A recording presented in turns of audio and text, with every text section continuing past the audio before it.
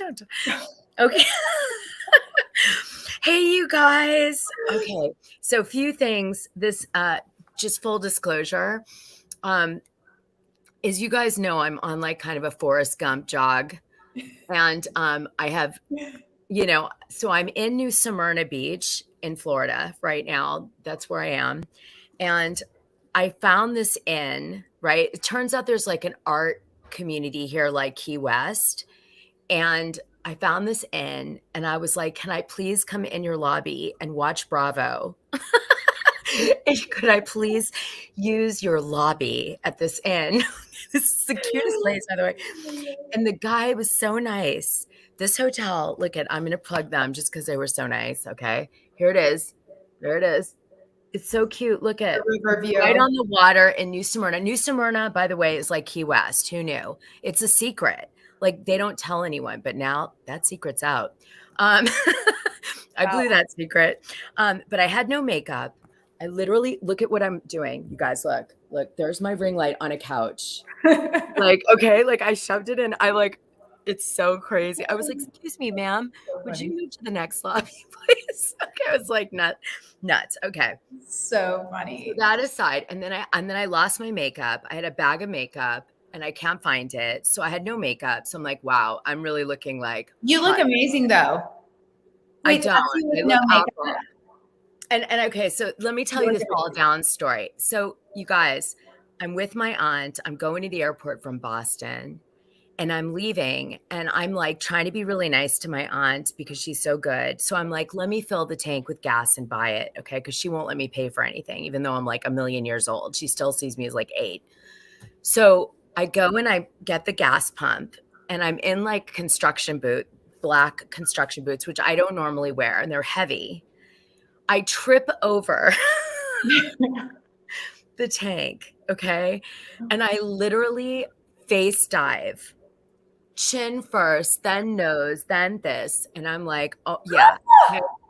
So I end up I get a huge black and blue chin, face. Like, I look like someone beat me up. And I was like, oh my God, people must be thinking like, I'm, seriously, like I'm embarrassed. Like, so anyway, I got a big bruise down here. I covered it. Like but I was like, this is one way to get, and I fell on my nose. So my nose right now looks like Jennifer Aiden from Real Housewives of New Jersey. There's a whole bump on my nose. I look like I got a chin and nose job. It was like terrible. But look, you can see it. Look. You see it through the makeup? I can see the bruise. Oh my gosh. Dana Ann. I know. SaraJane. Dana Ann. Anyway, so that's a little glimpse into my crazy existence at the moment. How have you been, SaraJane? I've been fabulous. I don't have quite an eventful story to tell like that.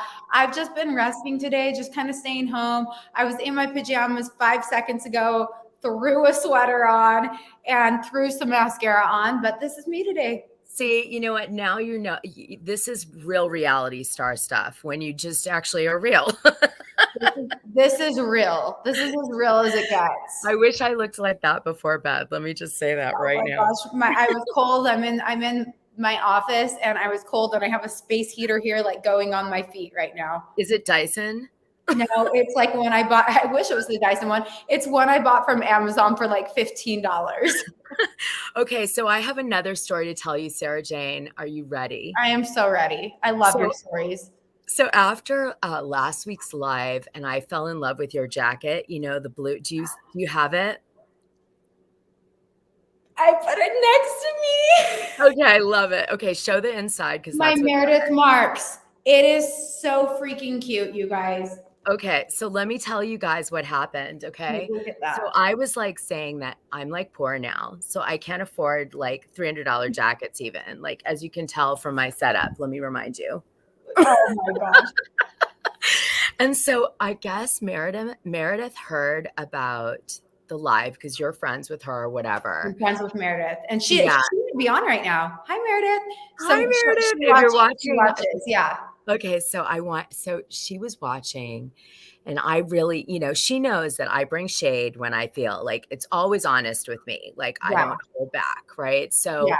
I've done my fair share. We've had our disagreements about like promotion and stuff, but I really was so impressed by the jacket. Right. And It's really impressive. And you guys, the fur goes the entire way through. so the really cool thing is that Meredith reached out to me and said, I'm sending you the jacket.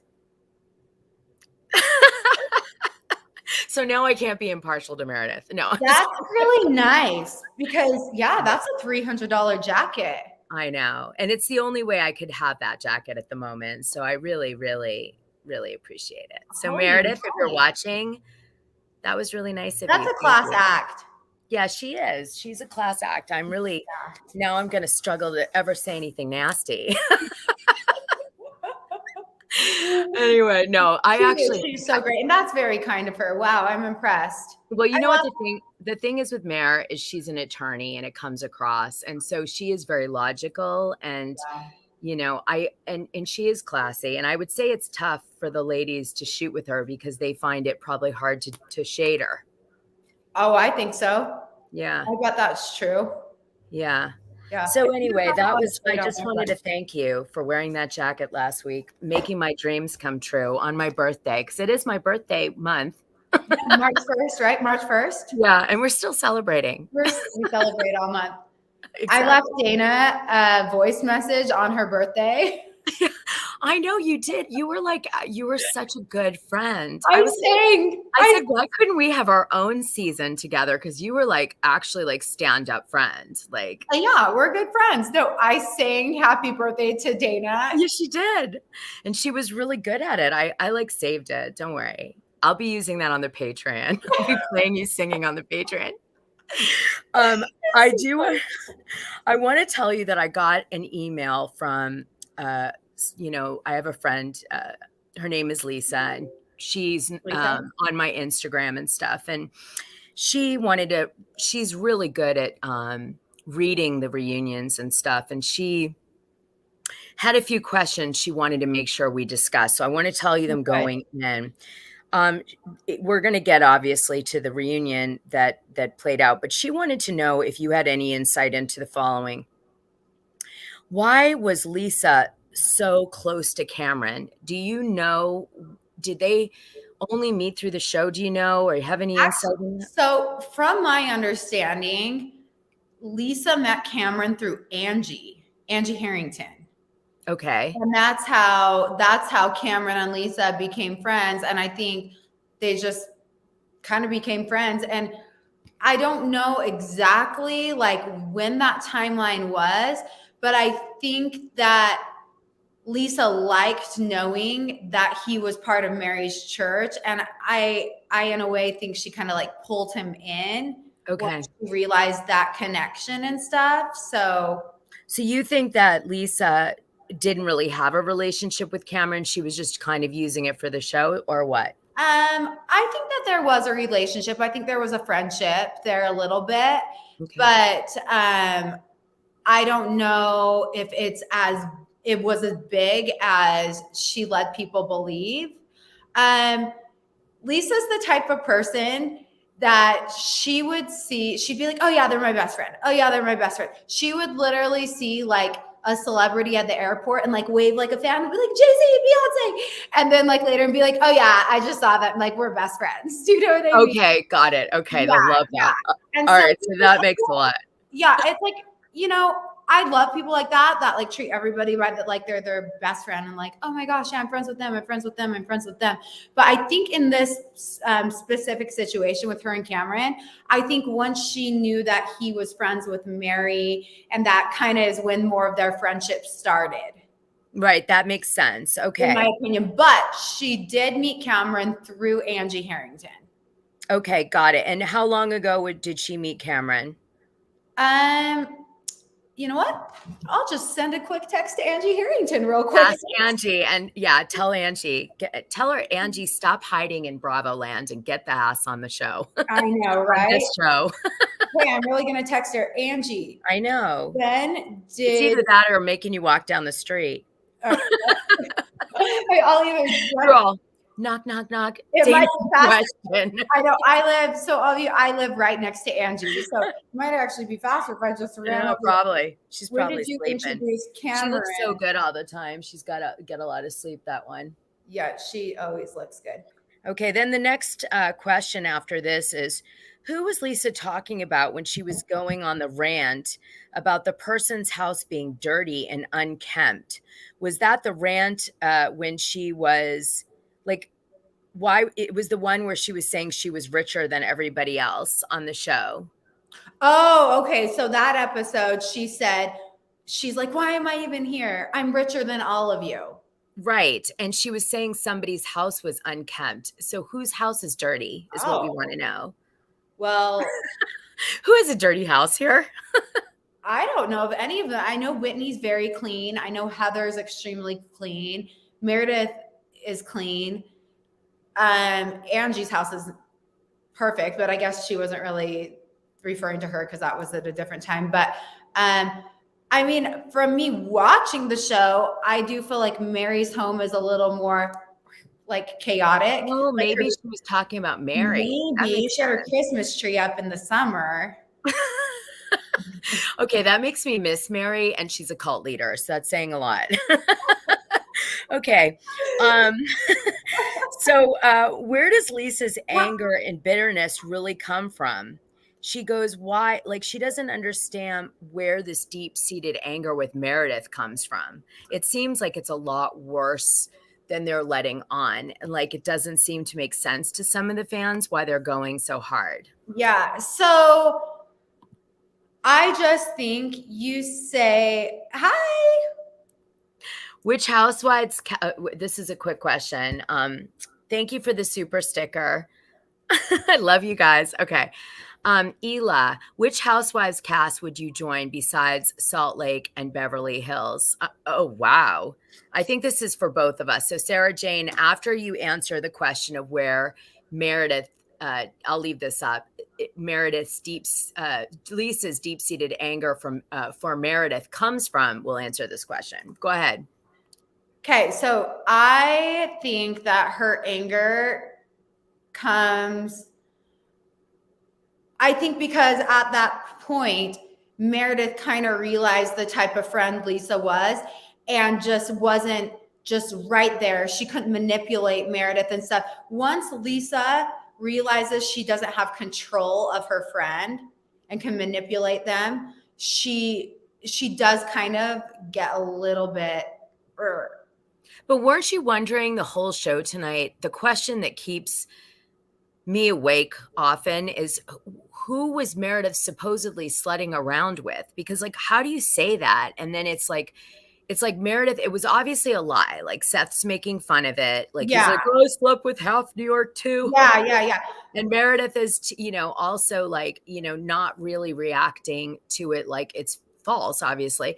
But the question I have is like, where did this crazy accusation come from? And what really bothers me, and I need to say this, Meredith, if you're listening, what bothers me is I would be completely outraged if someone, even if I took a break in my marriage, with the respect that Meredith seems to demand, called me a slut. Like, it's not okay. You know what I'm saying? Like, I wanted Lisa and Seth to come. I know there's like dynamics where you have to shoot with the person next season and all that crap, but I really wanted her to play out the outrage on camera. I wanted her to be like, take that hard position. Don't look so reasonable.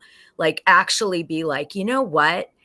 You don't have any reason to call me a slut. You don't and to take it that far. And you know what? I'm not okay with it. And I don't forgive you. It's bullshit. Like, I didn't say shit about you. How dare you? How dare you talk about me like that for your own fame on the show or whatever the hell you're after at this? Like, where I wanted that drama, I think a lot of the fans wanted that, which leads me to believe, and I know Meredith, I think she did kind of take that stance. I just don't know if they edited it in. Oh. I don't know. Oh, Okay, so yeah. this was something that really caught me by surprise watching tonight. I had never really thought of it at all until like I've got my notes and it's in here. But they gave a lot of time to Jenny and her husband, him explaining himself, the whole sisters' wives thing.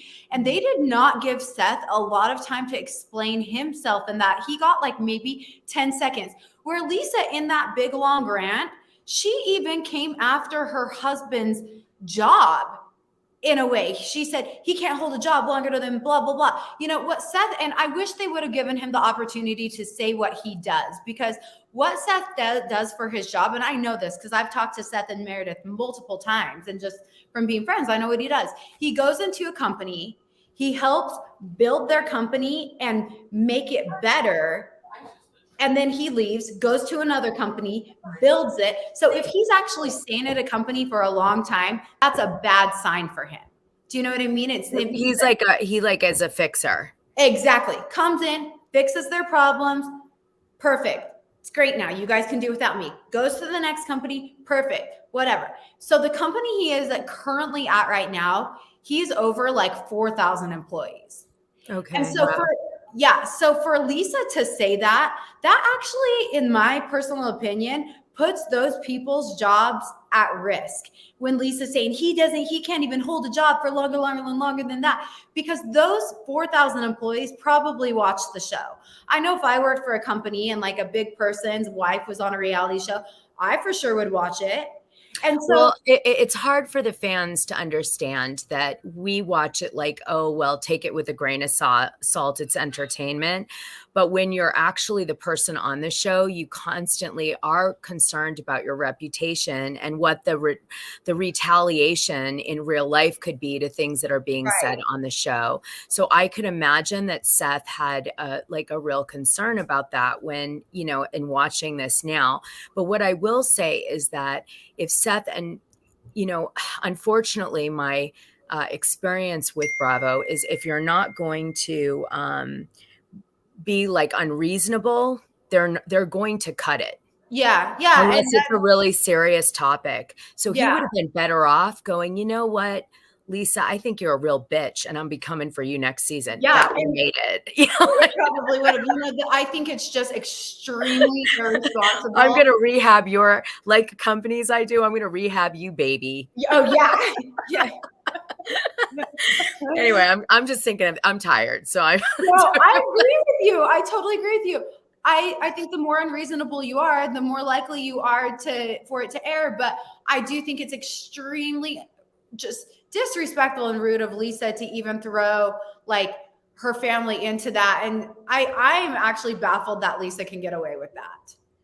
Well, so I think for answering your friend's question, I think that Lisa, she gets full of this anger towards Meredith and stuff because I think she realizes she's lost everybody on the show. She doesn't really have, she had Jenny. She has Jenny. That was remember her seat is next to Andy, right? And Andy obviously is protecting Lisa. It's coming across. And so that is going to create a dynamic ongoing between Mare and Lisa. And it's unfortunate Meredith is going to be on the back foot indefinitely because he's like that. Once you're, his little thingy, his little thingy. And he it's like you get better at it.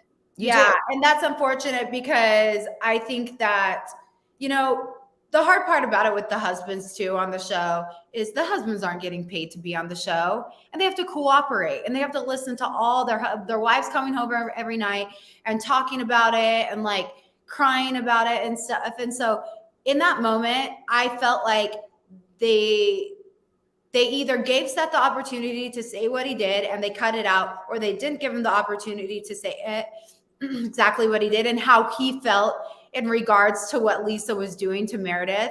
And I thought that was totally uncool. Well, when you're reasonable, they generally cut it out. Yeah. That's the truth. Like if you try to be like, I'm going to be reasonable, they're like that doesn't make the edits. Then you just look like a loser. It's annoying. Like I would just be screaming everything, like reasonable stuff. Like I just said, Yeah. I don't Okay. care It's about what kind you say. It's kind of like Ever. when Lisa and Jen were going back and forth with each other. I'm logical. And she's like, I'll point my fingers right back at you. Yeah, no, it's totally funny. Okay. So this question, which Housewives cast would you join besides Salt Lake and Beverly Hills? Okay. So the only one I would have done was Ultimate Girls Trip season 2, which I wasn't asked.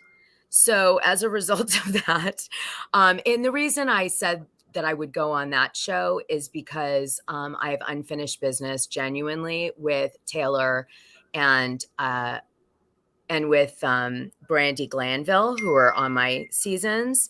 And so I could have been authentic and I could have worked through that on a show and had fun at the same time and been my silly self, right?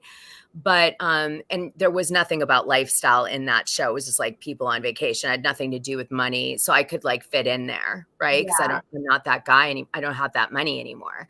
So like I would have been able to be authentic and do that show and really give the fans something that I think they would have appreciated and wanted. Otherwise, what the hell would I be doing on the, like maybe New Jersey, just because I know a lot of them, and I've got like. I would like be saying like Teresa, like leave Louis Ruelas, please. Yeah. Yeah. I don't know. Like, what about you? That's actually kind of a hard question for me to answer because I have only watched some of Beverly Hills and some of New Jersey. I've never watched any of the other ones. Oh, I've watched like 4 episodes ever of New York. So basically let's see, what show would you go on? Let me think right now. Like I think America's Next Top Model. That's the show you should go on because you're so hot. No, I'm laughing. No, I honestly though, from what I watched of New Jersey, I love Dolores. I think she's so sweet. Yeah, you know Dolores. You I could know Dolores. Let's go on New Jersey together. And those girls are like would wipe the floor with us. So what would be entertaining for the fans would be to see them wipe the floor with us. Yeah. I mean, I know I would get eaten alive, but I think that would be really, really fun though, to be honest. I do too. They'd be like, Dana's gone missing and SaraJane's next. Dana's gone missing, SaraJane is next, and that's look, and you're right. Yeah, roll out of bed more often, obviously. Thank you. No, I've been in bed sitting there. I started watching a new show, Dropout. It's on Hulu. Have you heard of it, Dana? No, what is it? It's a show. It's like a real life story about, I forgot her name, but she's the one that like created she's a dropout from Stanford, created some like device to test blood, and it was like all a scam. Oh, you were what? Oh, you're talking about Elizabeth Holmes. There you go. Ding. Yes. Oh my gosh. Okay, I did on the Patreon a confessional video about Elizabeth Holmes deep dive. You got to go watch it. Oh, I'm going to go watch it. It's a really good one. It's a good one. I usually cover things way ahead of everyone, like by a year, and I don't know why that is. Like I was already told the story about Bill Gates and how Melinda left Bill Gates because of the Epstein connection and that he lied and that he was having affairs and he loved strippers and all this stuff. And I was like, that was 2021 for me. I'm like, they're just reporting it like last week. I'm like, what? Is everyone asleep? Yeah. Anyway, the show's really good. Dropout. All right, good. Well, good recommendation. There you go. So, okay, we start the reunion off with Whitney, who supposedly took half of her money and spent it on her skincare line, but actually it was half of their dream cabin cost, and that now she's announced that her skincare company is 540% up. Mm-hmm. Right. Yeah. And then the breast cake was brought up because that was Whitney's way to retaliate against Seth for constantly calling out her nice cleavage and like kind of upsetting Justin. And that's how we start the whole episode. It was funny. Yeah. So tell me about now, you guys, just so you're clear, we're talking about only on this Real Housewives of Salt Lake City, season 2, part 3. Okay. So go ahead and let me know, SaraJane, what did you think, knowing Whitney, of all of that, like action? Like what's going on with like, has she been really spending all this money on her skincare? Like, go ahead and speculate. So from my understanding, yeah, they have like taken a lot of their savings that was saved for a vacation home. And they used all of it for her skincare line. Her skincare line, in my opinion, is amazing. I've used a lot of it. Really? So, yeah, it's awesome stuff for the price point. It is probably the best stuff you are going to get for the price point. What's the price point? The price point for like a hyaluronic acid is like $50, where other brands, the hyaluronic acid is like $130. Like SkinCeuticals, for example. Yep. Yeah, exactly. So for the price point, it's amazing. They basically did. They took all their savings that they were saving for their vacation home, used all of that. When she said part of that was she bought her business partner out. That was true. She did buy her business partner out, and that, I think, cost a lot of money. But I think that was the best decision for her financially for the business, because then she solely owns the company and can do whatever she wants and make the shots, call the shots. But it was a little bit, when we were watching it in the episode, everybody thought they used all their money. It sounded like they literally like mortgaged their home or did whatever. So it was a little bit misleading. I'm glad that they cleared it up in the reunion, because I think people were really like concerned, like, did they use all their money? Whatever, like, are they going broke or whatever? But yeah, I'm glad they gave them the opportunity to clear that up, because it was for their vacation home. Well, I laughed because the more I watched part 3 of the reunion, the more I thought that Andy Cohen is in the Patreon 100%. Because, I've covered the FTC thing and all the shade that Jen threw towards Justin and the pyramid allegation and the civil litigation and all this stuff. And I'm thinking, Right. Yeah. So he handled it like pretty accurately. He said that, he had been sued and his name was removed from the litigation that called the company he was working with at that time, that was an MLM, a pyramid scheme. And that is indeed true. Although there are parties that were in that lawsuit that were named that he still works with. But have you seen recently, sorry to cut you off, but this is important. Have you seen, he is no longer working there. He's not at New Skin anymore? No, it wasn't New Skin. It was, I forgot, but it was, I saw it all over Twitter. He just, like 2 days ago. Well, he was CEO of New Skin North America. Did he change it? No, it wasn't. Let's go on his LinkedIn. Okay, he literally just go to his LinkedIn right now, and I'll talk while you look. Okay, I'm looking. Okay, babes. I love you. Stay on top of it. I'm investigating right now. No, he literally just quit. He put a statement out and like one. Let me know what it is. It would be curious to know. I hope he's jumping off the MLM. He doesn't have a job right now. Oh my gosh. Yeah, here, I found it. It's on a. What's it? Read it to me, babe. I don't have my glasses, but he basically, so in the caption it says, Whitney Rose's husband, Justin, confirms on Facebook that he no longer is LifeVantage. LifeVantage, right. He's no longer employed by LifeVantage. But what was weird about that is, I got to go to his LinkedIn. This is 2 days ago. He just barely made the announcement. Right. LifeVantage is his MLM. That was an MLM company. Hold on. Let me get, that's really interesting. I wonder why. You need to find out why. Well, I'll find out why. I'll totally find because out. I think comments in here, and a lot of the comments, this is not confirmed at all. This is all alleged. I love Whitney, but a lot of people were saying that her husband's job, they didn't like that sex scene that him and Whitney did in that episode. It was like the finale. Yeah. That's really, really In interesting. here it says that he had been like called in the board a few times from other things that had happened on the show. And that is one thing though, I will say, like even me going on the show before, like if I were to get heavily involved in it, my husband was always like, oh, if you say one thing that's wrong, they could come after me in my job. If you say one thing that is a little bit like, so, or you did something that was, who knows? Yeah, no, it's true. Yeah. And so your husband's job is always on the line when you go on the show. And it's not like you make a lot of money going on the Can show. you, Justin? It's Justin Rose, right? Justin Rose. Yeah. This was on an Instagram account called Housewives of SLC that I saw this on. And then I confirmed it through somebody else who is close to Whitney.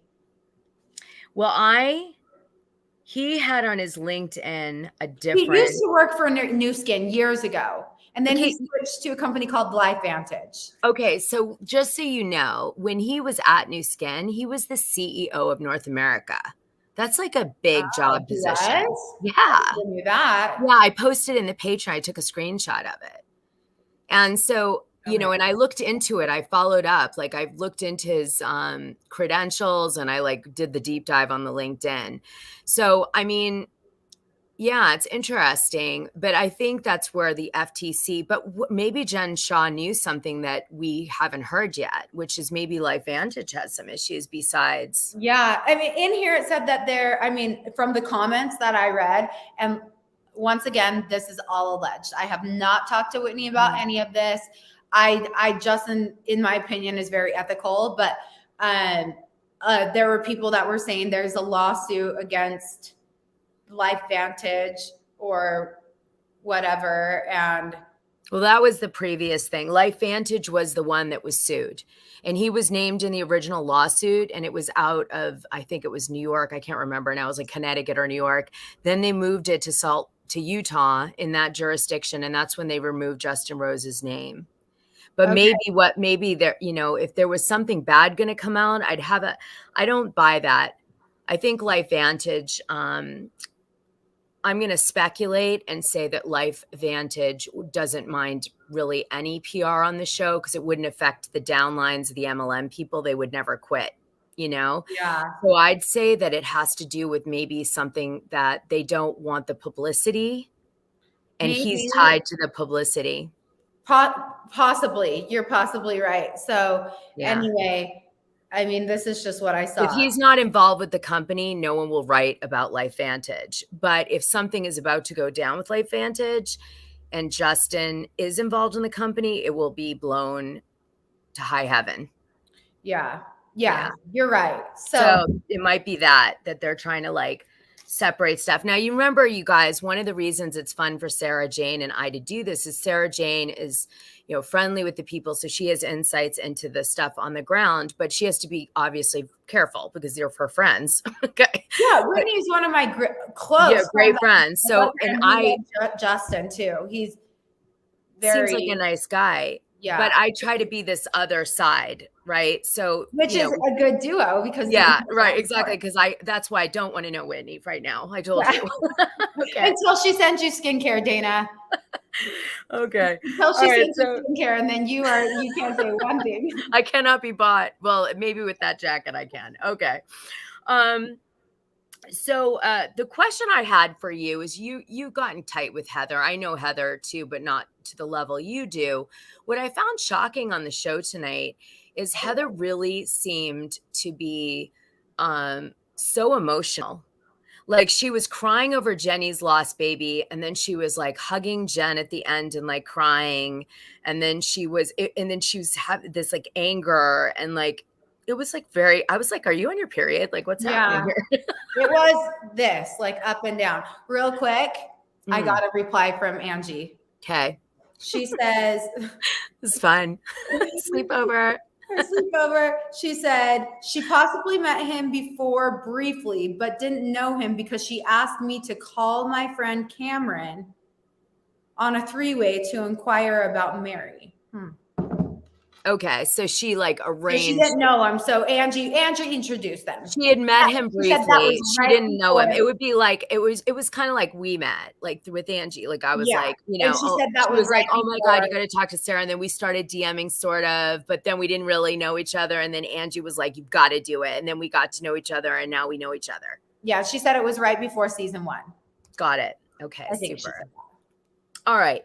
So now let's talk about, oh yeah, why do you think Heather was so emotional? I don't know. Heather's an emotional person in general. Okay. She kind of has like her ups and downs, like with her emotions and stuff.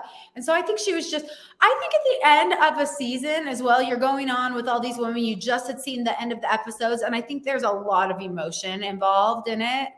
And yeah, I think that's just kind of how she was feeling. I mean, I think the show means a lot to Heather. And I think she was just having like all the feels, everything. What do you think? Well, I mean, the side of me that likes Heather so much, because I do, like the friendship side that's not really a friendship, but like kind of a friend, like an emerging friendship. I want to believe that it was like completely authentic, and Heather was like really feeling for Jen and really feel. But there's a part of me that thinks that Heather's really smart, and she knew that sorry, a lot of things happening here. It's like a party here. Oh my God, congratulations on your wedding. Oh my God, it's so cute. You look so beautiful. Okay, sorry, someone got married. Amazing. Okay. So it's in the side pocket. The key's in the side pocket. Okay. What is it? So my other side of thinking about Heather is that maybe she was using it to get camera time, because they love that shit. Oh, okay? Yeah. So like if you can hug, like if I can wipe a tear off your face, if I sit next to you, or if I whisper, they're gonna cover it. So I'm gonna Uber, right? Yeah. Okay, got it. They're kicking. They're leaving. They're leaving. I do think in regards to Heather and Jen, I think they are very close, and I think she feels for Jen. I think everybody feels for Jen. And after watching this episode, I felt for Jen a lot. Like when her husband was talking about like everything and stuff, I felt for her. I mean, I might have shed a tear too. So I just think no, but even Jenny, like Jenny with the babies, the loss of the babies. And I was just like, either she's gone through a lot of things that these people have gone through, right? And she's feeling really empathetic.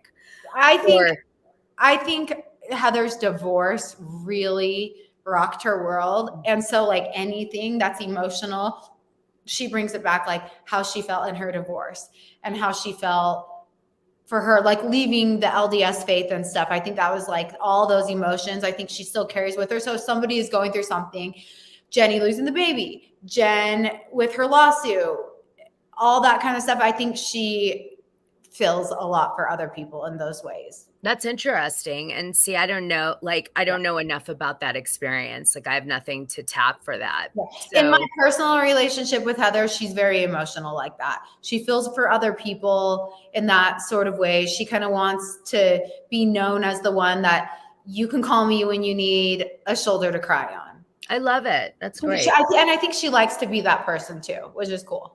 I like that. That's nice. I like Heather. She can stay. Okay. Yes, I can stay. All right. So then we had all this time with Dewey. Isn't his name Dewey? Jenny's husband, Dewey. Yeah. Is that right? Yeah. Okay. Yeah. I always think of the Daffy Duck or Dewey, Daisy, Donald Duck's nephew or whatever. Yeah. Yeah. Anyway, so you Dewey have to place a name somewhere to remember it. I was glad that he got a lot of airtime, I'm going to be honest. And they didn't give Seth, like I was saying at the beginning, and they didn't give Seth a lot of time. That irritated me. It bugged me. I'm like, why did they? I think people were curious about the sister wives. They're very curious about the sister wives. They wanted to know. So tell me about the sister wife thing. Can you tell me about that? Like, what the hell is that? Honestly, I don't know what they're like. Maybe it's a cultural thing for them. That's what I thought for them. I mean, long ago, there was like polygamy in the LDS church, but that was stopped like years ago. So there's why? no Who is this practicing. guy? Like, what's his religion that he's like getting a sister wife and? I have no idea. And if I remember correctly, I think he said that it had to do something with their culture. Oh, it was like a cultural thing. Is he That- Mormon? Yeah, no. He's And not we Mormon. don't practice polygamy at all. That is like against our faith. Sorry. Yeah. So I don't know. Yeah, I don't know what religion he does either. So that's weird. Isn't it against the law, polygamy? Not in every state. It is in Utah. I just heard Alabama passed a rule that you can do it. You can be polygamist. Yeah, Dewey needs to go there. Dewey needs to go to Alabama. Okay, we've got another super sticker. I love you, Ela. Thank you. You're so thoughtful. Are they paid per episode scene or for this season? Okay. Well, I can tell you my experience. My experience is that back when they were doing agreements in the beginning, they would pay you for the season. And you would be paid, the housewife and the friend contract was the same. And what would happen is if you, you could be demoted or you could be promoted within that contract. So they don't redo the contract if you get promoted or demoted. They have it already there. And then you get paid for the season. Now, I've heard since then, and I'm speculating, that they've gotten a lot cheaper. They have. Yeah, really cheap. Yeah. Okay. So you want to share anything about that? It's different. So from my experience, the way it works now is you don't get a contract at the beginning. You come on the show, you film for 6 weeks-ish or however long they need to get a bunch of footage of you. And then they offer you a friend contract, and then they turn it into like a real housewife contract. You just get paid per episode that you are edited into. And if they give you that contract like 8 weeks into the season filming, I'm pretty sure it's retroactive. So you still get paid for everything that they had edited you into. But they don't do like if you're on an episode, say you come, you're on an episode and it's just one episode and you give a lot, they're not, yay! They you don't get paid for that either. So they're motivating you to create drama so that you'll actually get a contract and then you might get retroactively paid for your edit in. Yeah, from my understanding. So it's the pay, I think it depends on each individual, but it's much different than it used to be. So much different. And it's really cutthroat now, the way they do it. They throw like 3 or 4 girls in the mix. They put them on. They just say, okay, you're like a casted friend, even though you're not getting paid, but you're a casted friend. That's what they tell you. And then it's like, you're just kind of going for it. And I think for Bravo, it works out because they get these girls like going rah, rah, rah, rah, rah. Like, they're creating, it's psychological and if they're warfare. Exactly. And they'll be like, this is your moment. If you don't nail it here, then yes. And sometimes they don't even say that. They just make you feel that way. And then it ends up playing out that way. Yeah. And so there's a lot of pressure to really, really give your everything in those moments, just so you can get paid. Yay! Well, yay! Yay! Okay. And then we've got one other one here. Hold on. Fun chat. Oh, thanks. We're doing our best here. We're trying. 2 sticks and a straw here. Yeah. Okay. So I was really I thought it was interesting the comment that Coach Shah and Dewey started kind of discussing about how culturally people don't go to therapy. And so and they were kind of talking about that, and they were telling people to go to therapy that need it. I thought that was good. Yeah. Yeah. And I was thinking to myself the whole time, Dewey, keep going. Keep going. Me too. Well, it was silly to me, not silly, but just interesting. I loved what Coach Shah said. Everything he says, I love him. I just think he when he talked to Andy, did you notice too how he said, "Sir, yes, sir." He called him sir, yes, sir. I was like, he's just sweet, like he gives respect. But when he was talking about the therapy and he was like, as a Black man, this and that, like, I loved everything he said. But I felt like Dewey was like, here's my time to like throw my culture into it a little bit too. And he was like, in my culture too, it did not feel organic to me when Dewey did it. But when Coach Shah did it, it felt very like organic. It could just be too because of everything with Jenny and Dewey that, has come out. She got fired from the show and stuff. I might just like have a bad taste in my mouth for them a little bit. Just like, why are we even showing them? They're not on the show anymore. Yeah, I understand. Yeah, that was an interesting. I could sense tension between Coach Shah, which I don't sense very often, and Dewey at that moment. Oddly, I was like, what's going on there? Like, yeah, it was an interesting moment for sure. I will study that again later. Study Dana. So then Coach Shah, they start to tell the story of Jen Shah and what happens after the arrest, during the arrest. Is Coach, who actually is on the phone with Jen Shah, the mystery unveiled.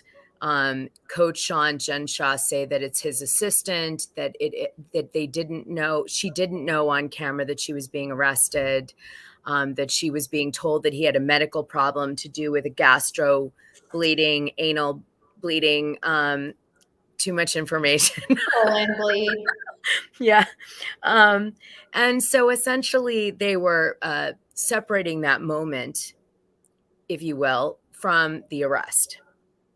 And do you believe that the call was real? Like it was a real phone call from from Coach Shah's assistant? Because up until that moment, I always thought that it was somebody tipping her off, like, hey, you better get out of there. There's SWAT team coming in right now. And she was like, oh, okay. You know what I mean? What do you think? Well, I want to say this, okay? If someone called her and tipped her off, that's against the law. Right. She would be automatically putting that person in jeopardy of being indicted. Yeah, you're right. This is not like, fluffy time, right? Mm-hmm. Coach Shah is a lawyer. Coach Shah knows that. Right. Coach Shah was like, whatever the hell you have to say, it wasn't about the arrest. Because if someone actually did tip her off and that's what happened, that person would be in a lot of trouble.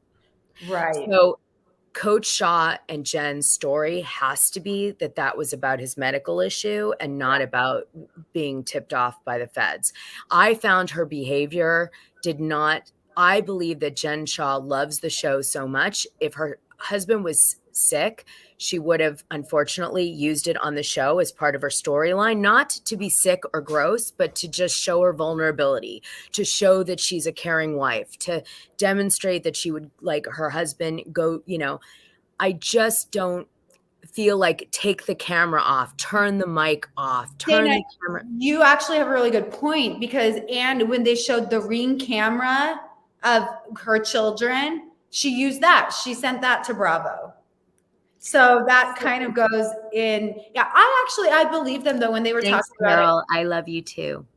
Carol, when they were talking about the phone call, before that I was more like, oh, she could have just been saying it was about her husband. Maybe it wasn't. But I actually really when I was watching it tonight, I was like, oh, I actually believe them. Like I think it was a medical, like I always believed that he had a medical thing going on. That was never up for debate for me. It was that what the phone call was about. Right. And I believe that. I'll be honest. I do believe that he was at a medical appointment because he would never lie. Yeah. Because if he lied, actually it would be bad. Right. Yeah. So I do believe that he was at a medical appointment, but I don't believe her reaction would have been that on camera at a medical appointment. I believe that it was a situation that I believe, just me personally, that, he was at the doctor. He did get a call, and he said, you've got to covertly get some information to her quickly. And, somehow, like, not me, I can't do it, but someone's got to do it. Right. Right. And I think that was really, I believe, what happened, but I think that they would never, ever admit that. And, so there it lies. Right. So that's just an opinion. So then Jen couldn't watch the show because it was too hard for her. They say they've never had infidelity, even though the rumors are that they had, that Coach Shah was cheating on Jen. But Jen says, no, that's not true. And so does he. He says that she amassed all the beautiful things in her closet from years of 20 years of collecting goods.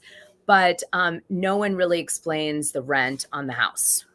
Okay. So I will say this. I know somebody who worked with Jen Shah prior to her doing whatever she did that she was indicted for. Okay. I think it was like 7-ish years ago that she worked at this company that I know.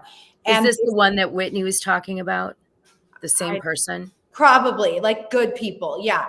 And I do know she was getting paid a substantial, I think she did sales, and she did a very good job, and she was getting paid a lot.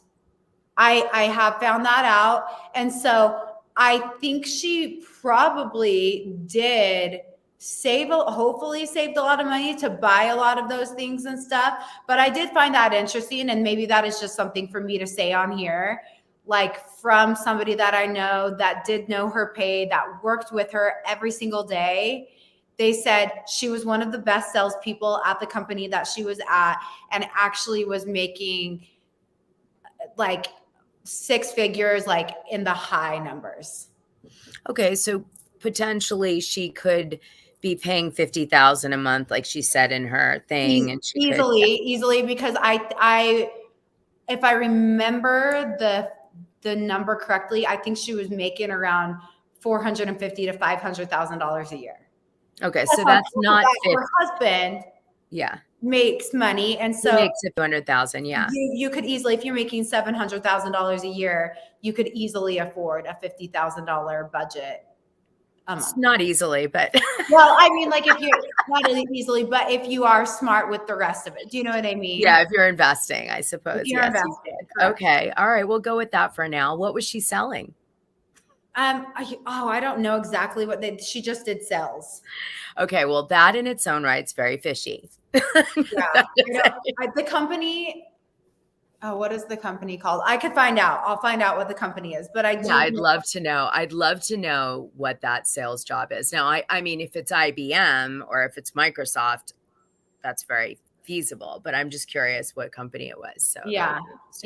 And I know that company that she worked for, like, the people that own it, they live around here, and it does very, very well. And it's like a big company, and a lot of people work for it. So it's just a reputable company. It's not. I just don't know what they do.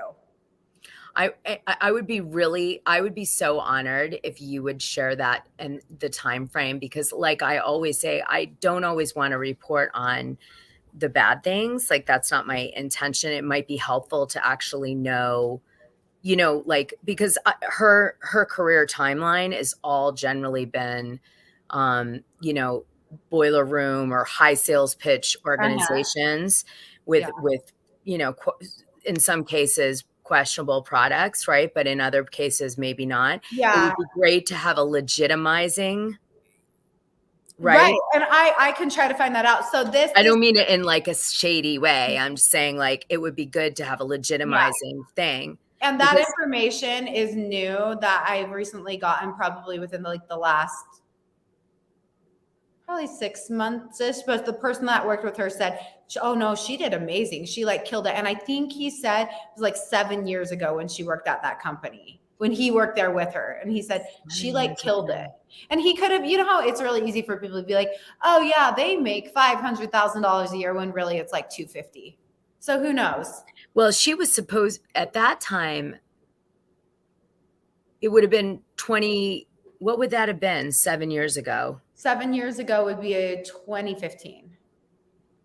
She worked at Prosper till 2011. And then she worked at this company that she got indicted for.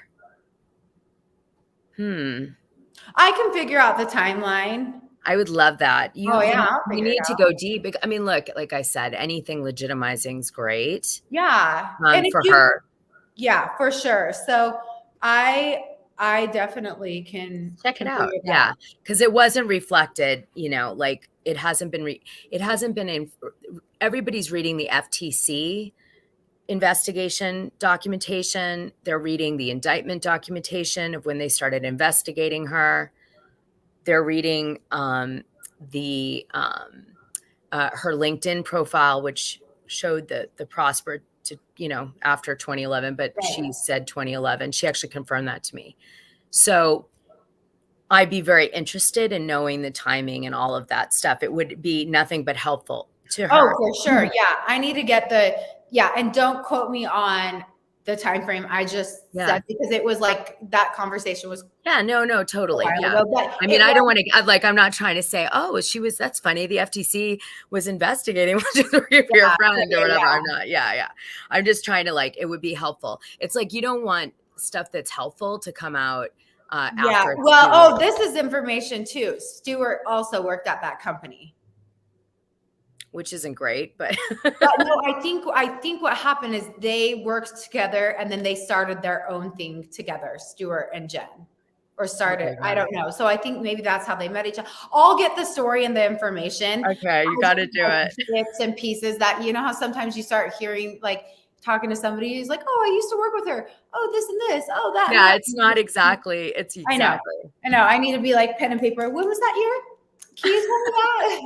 Yeah, no, you need to be me because this is me. I'm like, really? Okay, tell me, what was it? What year? Okay. What date? Well, listen, let's face it, right? Like I said, if it's helpful, it's helpful. If it isn't, it's interesting. That's all I'm saying. Yeah, for sure. Right. Okay, so then we move on, and Jen shows the shade at Justin about the FTC and the pyramid scheme thing. Andy, they get into how Jen doesn't have her story straight on Stewart as an assistant, as a partner, as a person she's just brought up through the ranks, that she's helped. They show loads of footage that's sort of contradictory. So you kind of go, what the hell is really going on in this relationship? Right. What was your feeling about Stewart and Jen in real life? Do you feel give me your opinion? I don't know enough about their real life situation to give a lot of hi my love, go have dinner in the rainforest. I don't know enough about their relationship outside of what I had really seen on the show. But from the talk around town, I can give you that information. Love it. It was like they worked together. It was never really her assistant. From what I had heard, they just worked together and they did their business together. From watching the show too, I thought it was interesting. I did feel like she kind of did contradict herself just a tiny bit, kind of backtracked. Just 1 second. Just 1 second, SaraJane. You're fine. I didn't know I went over 10,000, Scott. Thanks for telling me. Shh. We might get bad juju. Congrats. You never know here. There's crazy people that come for me. So okay. So I'm serious. Okay. So it was that so they were working together, was everyone's understanding. That's what I had heard when around town, that they were working together. So anyway, everybody did kind of with the whole assistant thing, the 3 or 4 or 5 assistants, everybody was like, why would somebody need that many assistants? It was always something kind of talked about. Yeah, no, the fans said that which was true, the assistants were really just people that were interns working for her that wanted to be around the limelight. And or they wanted an opportunity to have their work exposed on the show in return for being involved with her. And she wanted to give them an opportunity, which is nice. And well, and you know what? Bravo ate it up. They loved it. They're like, I mean, honestly, you think about it, you're like, if I go back on the show, okay, I'm just going to get my neighbor that lives across the street. They want like a little attention on camera. Do you want to be my assistant for the day? Drive me around and you're that's what, the thing is that in the old days, let me tell you where that comes from. In the old days, Bravo used to like to cover what we ate. They still do. It's like a nostalgic shout out, right? Like, what are you eating? Let's focus on what you're eating and all this crap. Well, another thing that they used to do is they'd love to see us interact with staff. Yeah. So like if I had a chef, they love to shoot the chef. And you see that with Lisa Vanderpump all the time. Like they'd always show And they want to do that for a few reasons. They want to see, first of all, do you demean them? Are you like on level with them? They also want to like show the lifestyle. They also want to have interesting, different interactions with the housewife and the people. So the more people that a housewife can shoot with that makes sense for the show, the better it is for Bravo. So Jen did something that she it was not authentic. It was not all, it was a bullshit, right? But it played right into what Bravo loves. It worked. And I just feel like Jen really strategized her time on the show. She really went for it. Yeah. And that's okay. The fans don't seem to care. They're like, I love that you're inauthentic and it doesn't bother me because it's entertaining. And that's okay. You know? All right. So we get Stewart pleading guilty. We know that. You guys know that they moved his sentencing to summer after Jen Shah's jury trial. So that's because Stewart will be forced to testify against Jen Shah. And that if he doesn't testify against Jen Shah, because that was part of his plea deal, that he did something wrong and so did she, because that's the implication of him doing something wrong and saying it happened, right? Which you have to do in a plea deal. Is this in July? Yeah, in July. And well, she's going July 11th, right? So I think her jury trial has been continued to July 11th, and he will be sentenced after. If he doesn't go against her, then his plea deal's over. And he would go to jury trial, or he would, because he breached his deal. Right. So that's why they're doing it that way. Okay. And that's why everything's sealed. They don't want to tell Jen what's happening with Stewart. Okay. I think I remember you telling me though. So towards the end of the episode today, when they're talking about Stewart, Andy said, have you had any contact with Stewart? He asked that to Jen and she was like, no. But I had heard, I don't know if it had come from something we had talked about on the Patreon or for somebody else, that she had possibly reached out to him. So what happened was, I think you're confused. What happened was it came out that Jen had threatened, it was alleged, Stewart and his wife. Okay. And that came from Stewart.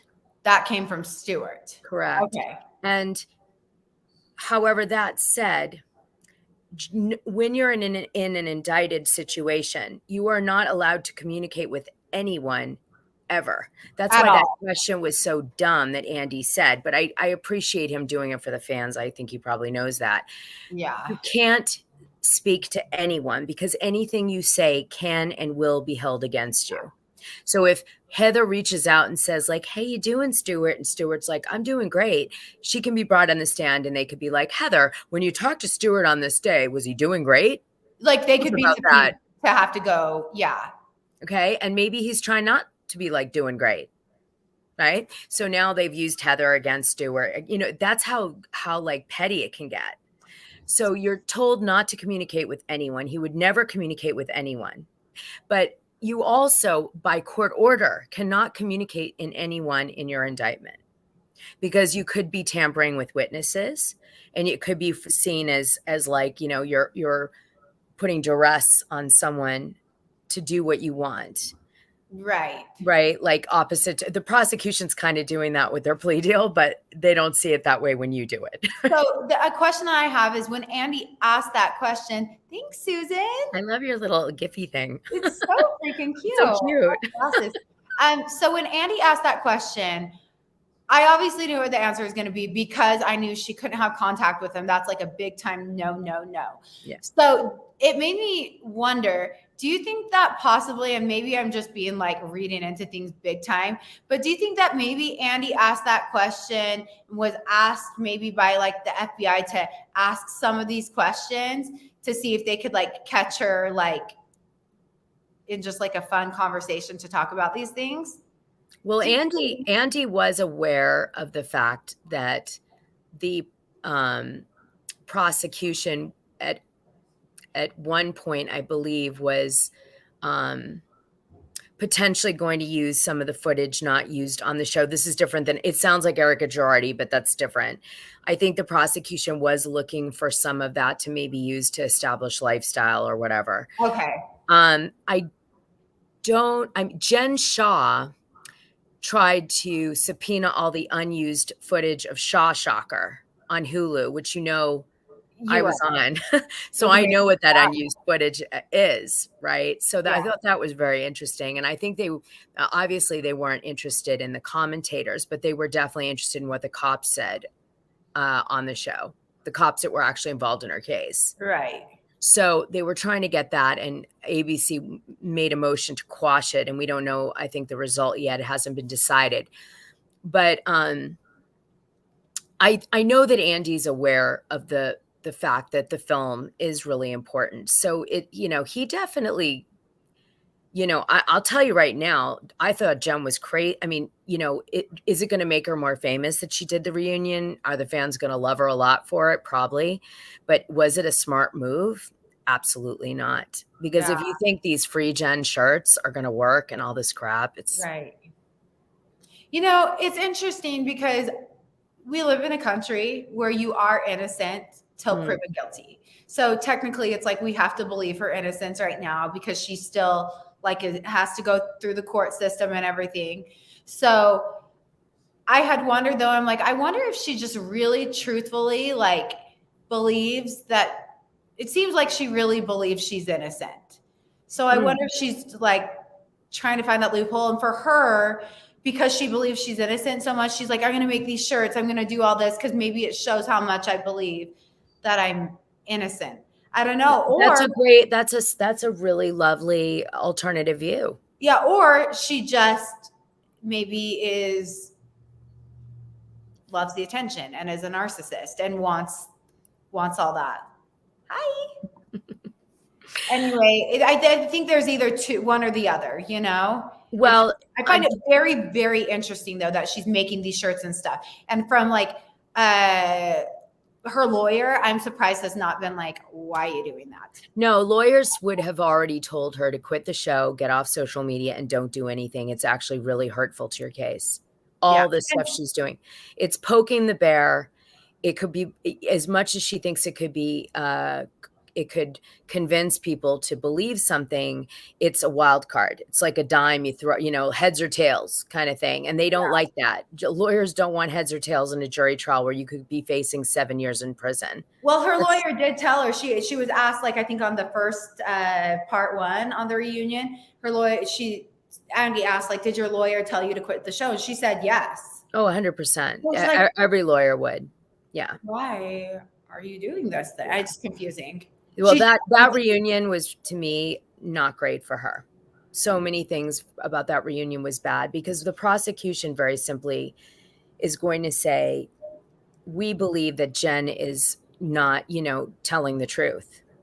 Yeah. And so when you go and you look at a person who's depicting themselves in this certain way, and then supposedly, now I'm going to break your heart in a minute. Are you ready, SaraJane? I'm ready for you to break my heart. So Jen Shah went on the show and said that she actually couldn't afford her lifestyle. And she actually, the show was fake. and that everything about the show was, she put this in one of her filings, and that everything on the show was not real, and it was like just made up, a fabrication and a fiction. Okay. Which is interesting because what her and her husband said tonight goes completely against that. So what is happening is the prosecution is going to use all of this. One of the most lethal things in a jury trial is your integrity. And it's one of the simplest things that a lawyer will go for, right? Because it's so often, these cases are super complex, right? And they know people aren't going to understand them. A lot of the people in the jury won't understand. But what they do understand is like a liar, right? Yeah. That's easy. Like everybody gets that. Liar, not liar. Like this is like go back to 5-year-old class. Correct. And they tap that. So what they're wanting is to show lots of contradictions in her story about Stewart, about her job, about what she does for a living, about how much money she makes, about her lifestyle and how she's doing it. So they don't even need to say like, is she rich? Is she not rich? They don't even care. They want to say, is she a liar or isn't she? Mm-hmm. Yeah. And that is actually like, all this is noise. That's the trick. They know, like, whoever's advising her should be like, it's consistency of story. It's not about your money. They're not trying to show, oh, you took all the money and look how greedy you are. And like America Greed, you're on that show. They're trying to show you're a liar. Yeah. That's all they're trying to do. That's it. Yeah. That's it. Yeah. You didn't break my heart. I think I knew it deep down. But I love you always being my devil's advocate. Thank you. I know we do play off each other in those ways, but I think for me, I always try to give people the benefit of the doubt too. Well, and another thing I want to say on this note, make no mistake, SaraJane, in our country, although people are supposed to be innocent until proven guilty, they are punished at the point of indictment. Yeah, that's true. Make sure you remember that, because it's like fighting with one hand tied behind your back. And that's where Jen, the one part of what she said was very impassioned, which was, I'm trying to fight for everyone you can't.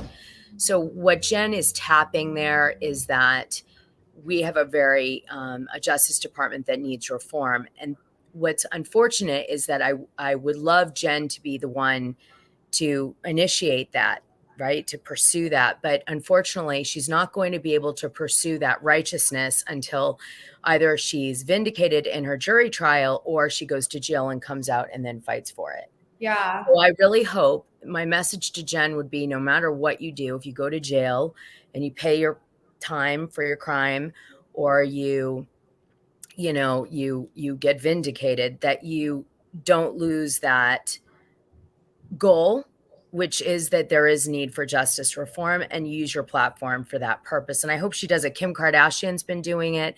Kanye West did it, like people who know. Right. Right.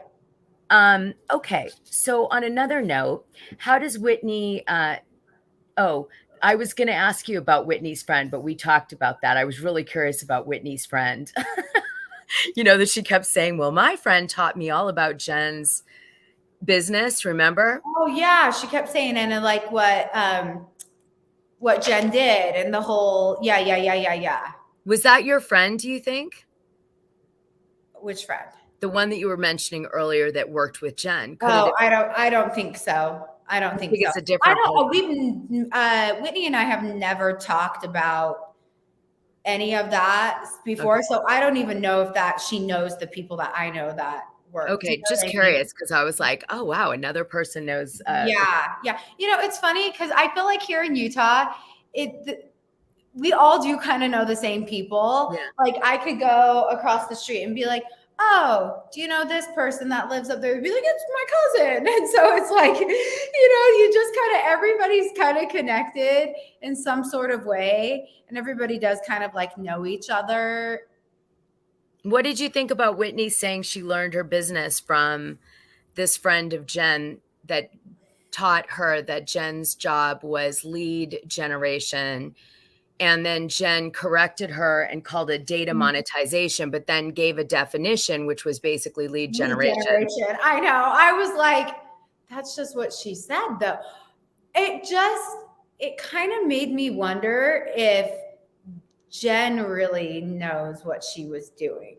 Like the whole, you know what I mean? Like, I don't even know. But I thought it was interesting. I thought it was interesting too how much Whitney knew about it. I mean, I think Whitney's actually a lot smarter than people give her credit for. Yeah. I think she is a very bright, and I mean, she started a business and is killing it. It's up at 500%. So she's doing something right. You know, to be a businesswoman is hard. But it was interesting. Jen obviously did not like it at all. She didn't like how Whitney was trying to educate people on that. I think Jen, anything that has to do with her, she finds it offensive though. Right now, she's like, "You're attacking me. You should be by my side." Anything is going to trigger Jen so much. Yeah, no, for sure.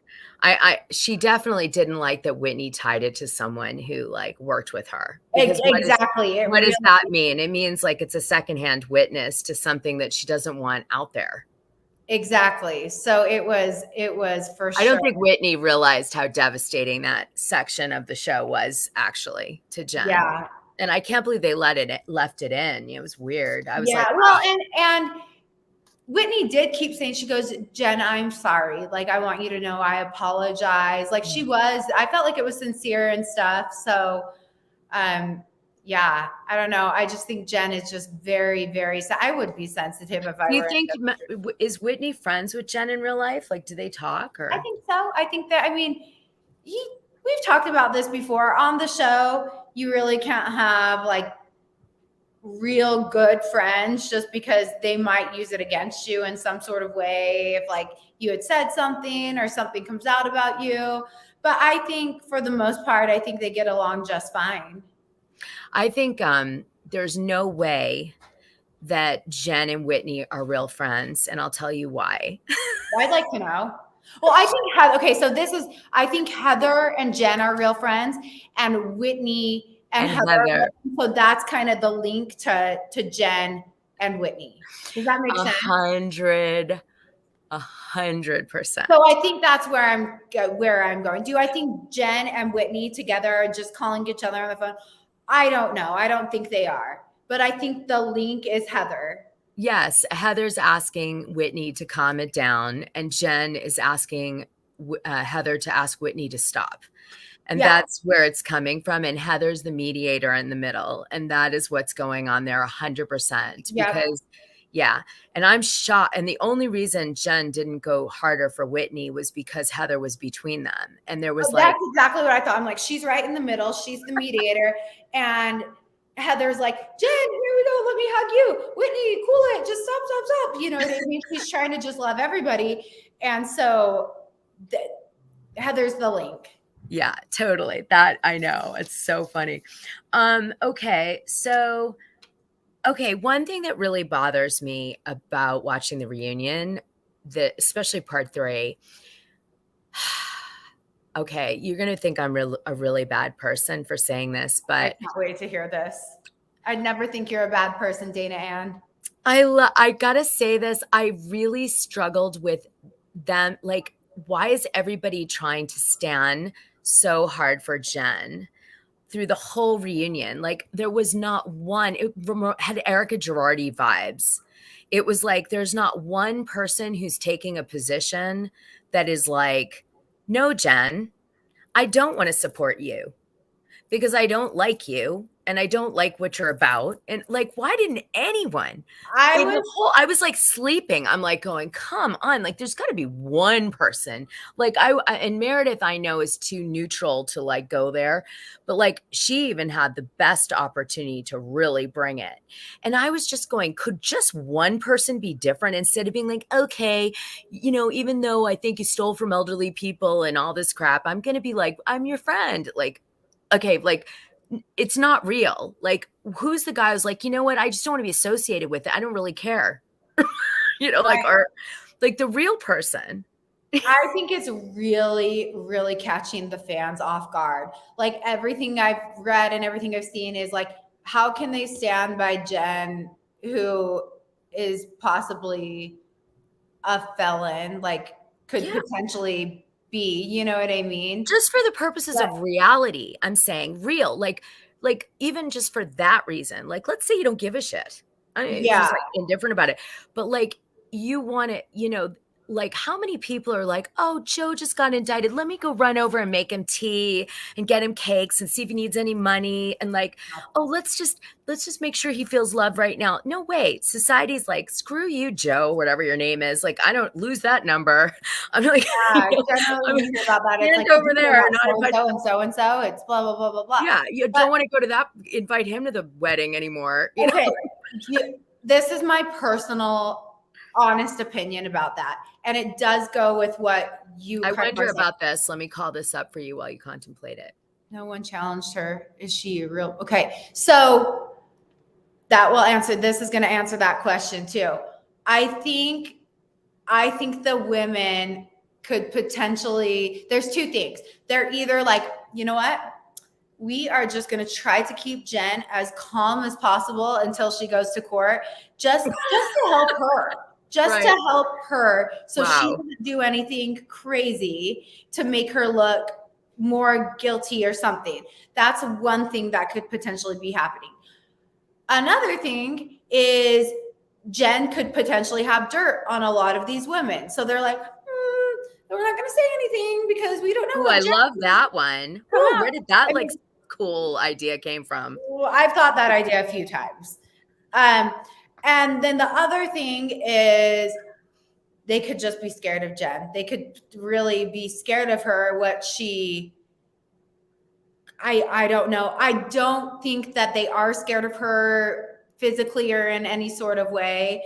But I think that it's a combination of trying to keep her calm before she goes to court. Okay, this is interesting, and this goes with it. In that episode, when they all go to, where did they go to that one trip when Jen wasn't there because she got indicted?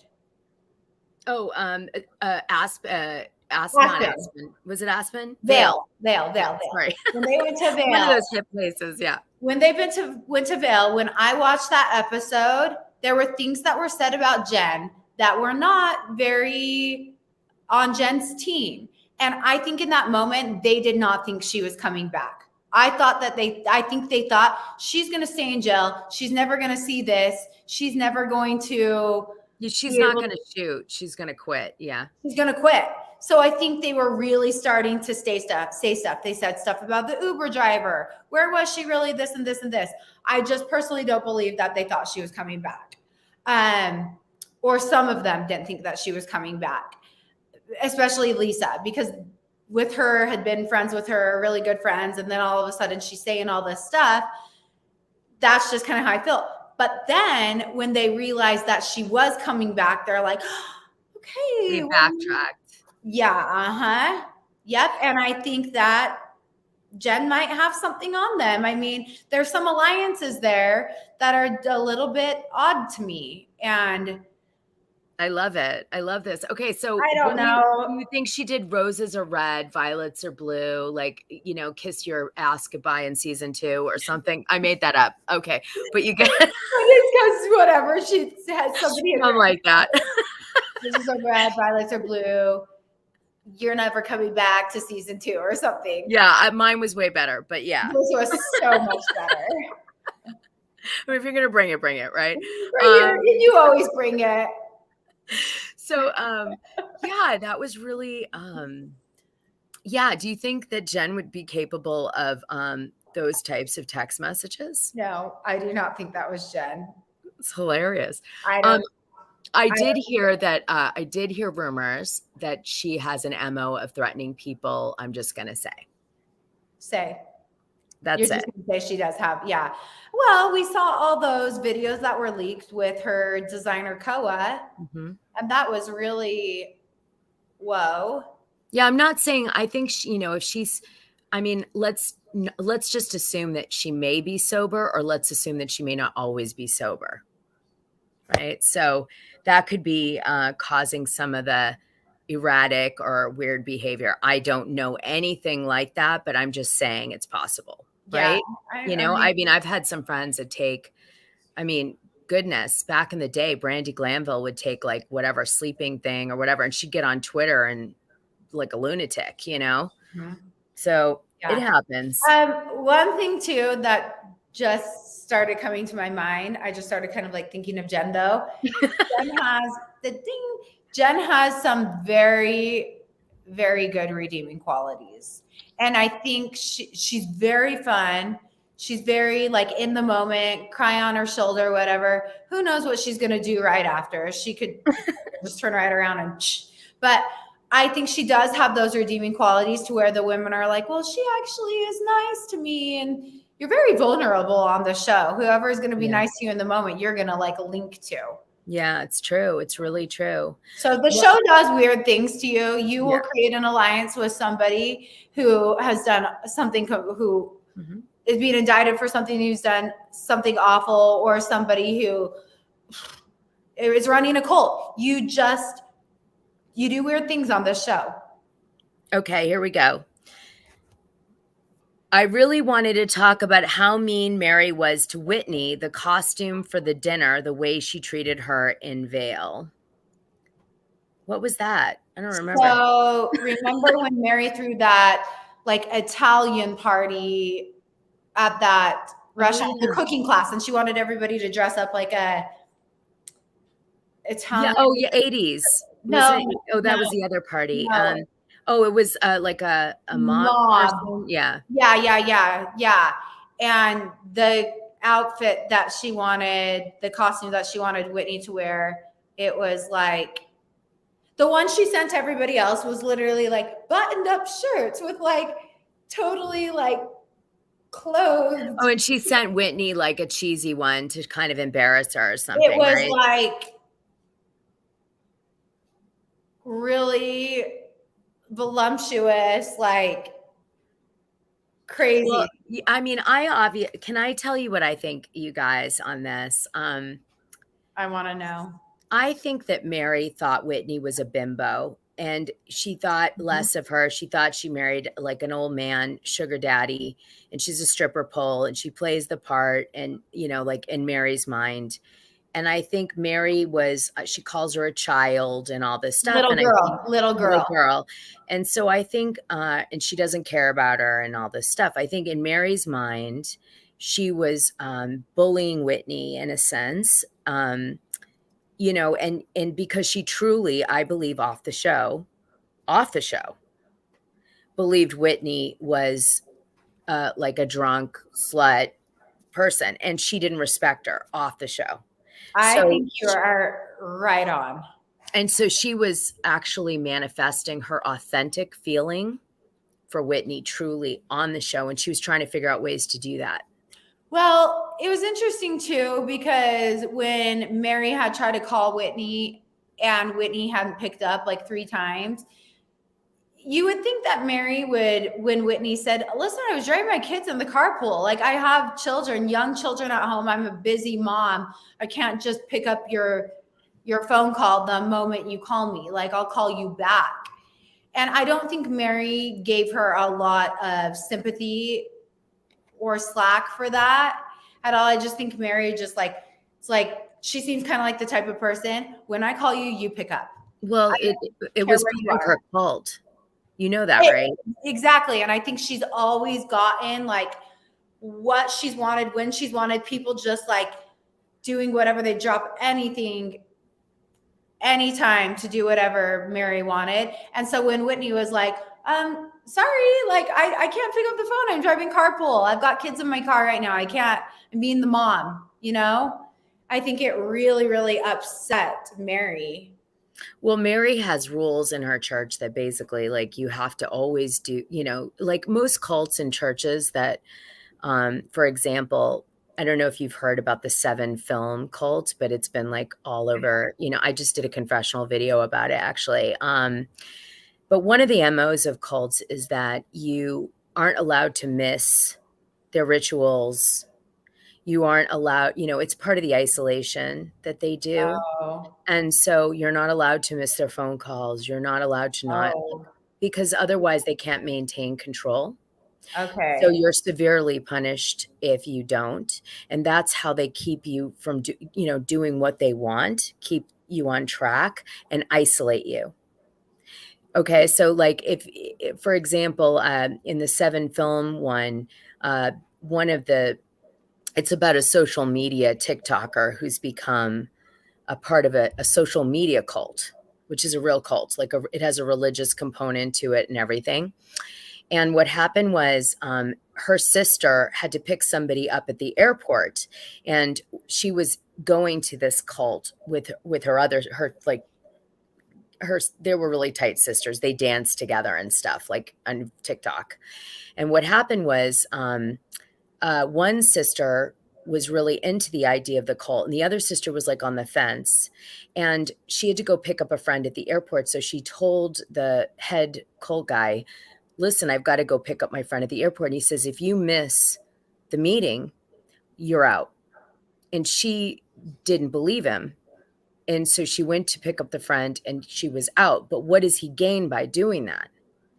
He shows the other sister, that if you fail, you're out. You're out. And he isolates her from the sister, who's the only person who would have her ear. That's not cool. Do you see the manipulation? Look at the strategy, right? I don't need both birds. I just need one. Yep. Right? So it's like. Yeah. So maybe in Mary's mind, she was treating. She was trying to get Whitney to become a follower. Yeah. And the way they do it isn't by being your best friend. It's often fear. Mm-hmm. It's not like, oh, I'm going to make you a lesbian. That you just steamroll over that person. But if I threaten you with God or bad luck or and anything that goes wrong in your life, I'm like, told you. See? Like, you don't know. You're like, shit, what's happening? Yeah, that's a little scary. Yeah, it is. My phone calls a lot. Man, I would be in here we go.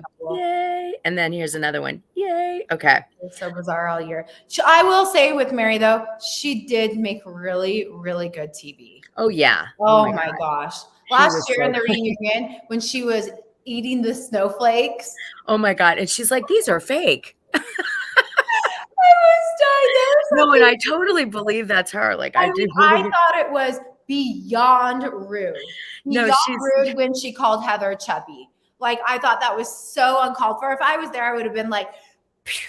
No, she said she was racist and horrific. But it made incredible television.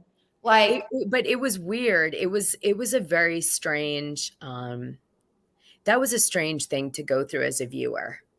Like to be like, this person is really dark and horrible, but really fun to like kind of see what she's going to do next because she's so out there. But it was like I was fanning her from behind. I was right. I felt compromised though a little. Like I was kind of like, wow, am I becoming like sick that I'm liking this? Like I had that conversation in my head, like because I know all of her worst shit. Like I know the shit of her. And I was like, is this like, wow. You know, I'm like struggling. And I feel like for me, I don't know. I just know from the brief conversations that I've never done a deep dive in her church or anything. And so the information that I have is from you and from the show, and then just from reading some things on Twitter and Instagram and stuff. But there were some things that she did on the season that I've never met anybody like that woman in my whole entire life. Well, and I would say that has to do too, that she's like a bit isolated. Yeah. Because you have to remember that when you're the head of a thing like that, you can't just be accessible. Mm-hmm. So it's very isolating. Right. And you see what happens to people like Michael Jackson that like get isolated.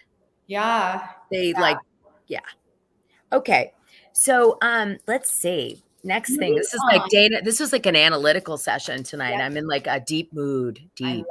I love it, Dana. I'm gonna drink some more of deep Dana tonight. Okay. So it turns out that Jen Shah did not have an affair after leaving Heather's house. She was actually going to see the assistant that stole from Heather. You know that, and that's I know who he is. Yeah, Marlow or whatever his name is. yeah. Yeah. Different. It's not that. It's not him? His name is similar to that. Yeah, it's similar to that. Yeah, Marlowe, whatever. Anyway, it's the guy who's her assistant on season 2. Yeah. So basically, didn't want to tell Heather because she was lying to Heather. She was saying that she wasn't in contact with him anymore, but she was. So she lied and had him, I guess, pick her up. Now, there was a podcast that came I saw out. it. I listened to it too. Did you listen to it? Yeah. First of all, I was surprised. Which one was it? It was like Bitch Sesh, or which one was it? I don't know. I just found it. The name of it. Random. Anyway, it was a good. Somebody actually sent it to me. I actually listened to it. You guys, maybe you know which one it was. I was surprised Andy Cohen didn't give them a shout out on the show. That was really shady, Andy. Like, if you're gonna, like, there's podcasters out there that are like creating great content about your show, true or not, gossipy or what, like, you should still call their name out if you're gonna quote them on the reunion. Yeah. But anyway, Jen said that the Uber driver who purportedly brought, he basically went on the show and he said, I picked up Jen. She paid me hundreds of dollars in tips. She took me to this weird condo. She picked up something. Then she left. Then I took her into town. And she gave the Uber driver her personal cell phone number and said, call me. I want you to pick me back up or something. Yeah, something like that. And so that was basically it. And the question was, what was she doing at the condo? And what was the condo? That was like everybody's thing. Anyway, she said it was a lie, which was weird. That was weird. I don't know. I don't think an Uber driver would lie about that. Me neither. Although there are people out there that just want clout or 10, 15 minutes of fame. So maybe some random person was like, oh my gosh, this will be like a good way to get some sort of information. But if that was the case, you would think like a few Uber drivers would go out and say the same story. Do you know what I mean? His story had detail. It did have detail. It wasn't like, oh, I picked up Jen, I dropped her off at Jack's house. It was like, I picked her up. She made me stop. She got a phone call from Lisa. I had to listen to them talking. It was like annoying. Then Lisa kept calling her 100 times. She kept calling Jen. Then he was like, then we went to this condo. Then I waited. It was like this. It was like, and then he paid me this. And didn't Heather say she like got an Uber? Me too. I believe the Uber driver. Yeah. Didn't Heather say that? Didn't Heather say like she got an Uber driver? If I'm remembering the conversation from Vail. Yeah, Heather got her an Uber driver and Jen got out. And Jen's story is that I guess Marlowe or whatever his name is picked. I want to say his real name so bad. He's out. He's out. Everybody knows about him. Murillo. Yeah. No, he's out. He love it. He's like, oh, I'm in the show. He's all over. I'm on his Instagram. He's actually really sweet. He stole from Heather Gay. That's what she says. Yeah. And then Jen, so you know the story behind this? Yes, I do. And this is the part that seems very, very like, after he apparently stole from Beauty Lab, he worked at Beauty Lab. He did cool sculpting on me. So it's not he did?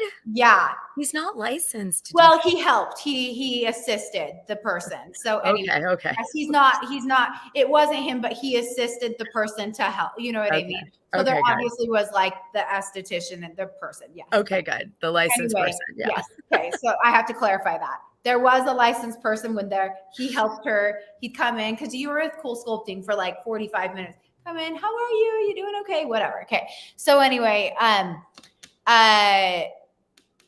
back to the story. Okay. So apparently the story was he stole from Beauty Lab. The weird part about it, and maybe this is just Heather being extremely loyal. After he got fired from Beauty Lab, Heather hired him personally to work for her. What? In her house. What? And yeah. And could this be because he was going to sue her? I don't.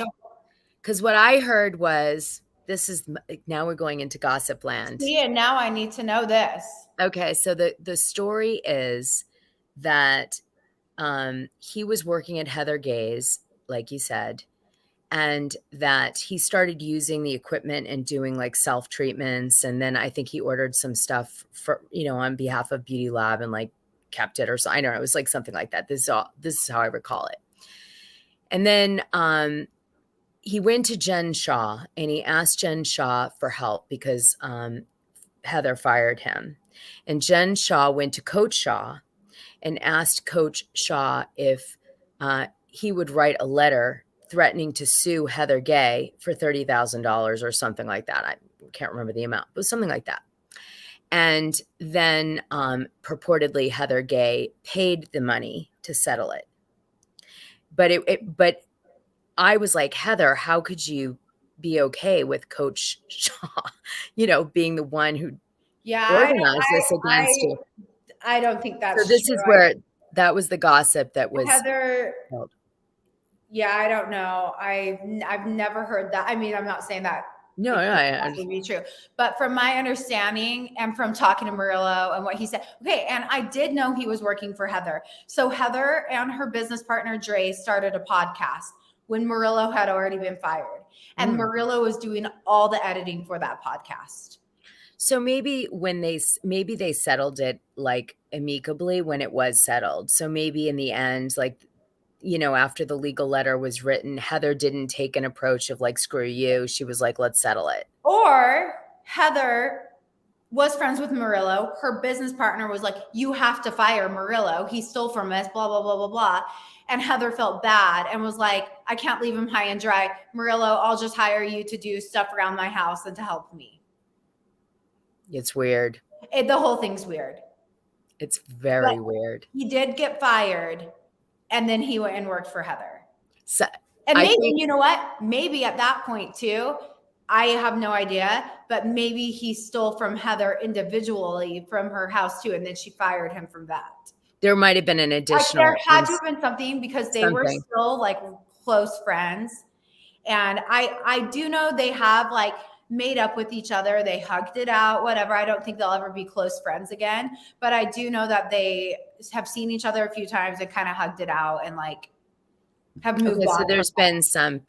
You guys in Salt Lake City must be just the nicest freaking people, okay? No, we're not. It's because where I come from, if knows everybody or stole from me, sorry, pal. Yeah, it's just one of those things where everybody knows everybody.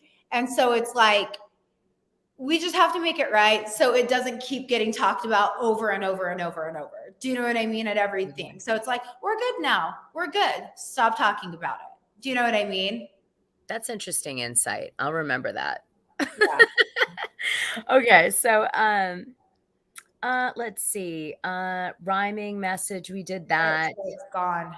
Cybersecurity expert. Oh, Meredith hires a cybersecurity expert to review the menacing rhyming text messages that we talked about slightly earlier.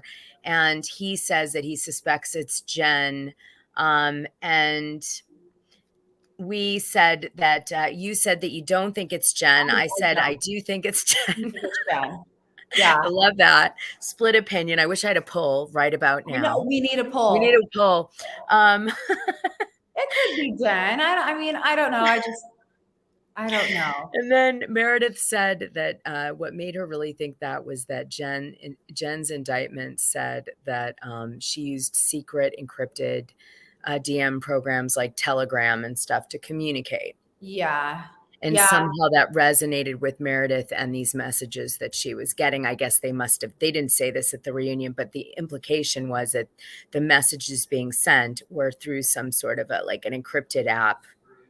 Okay. Well, see, and that makes sense. I mean, like I could see from if I were Meredith and this information was said to me, I'd be like, it's Jen.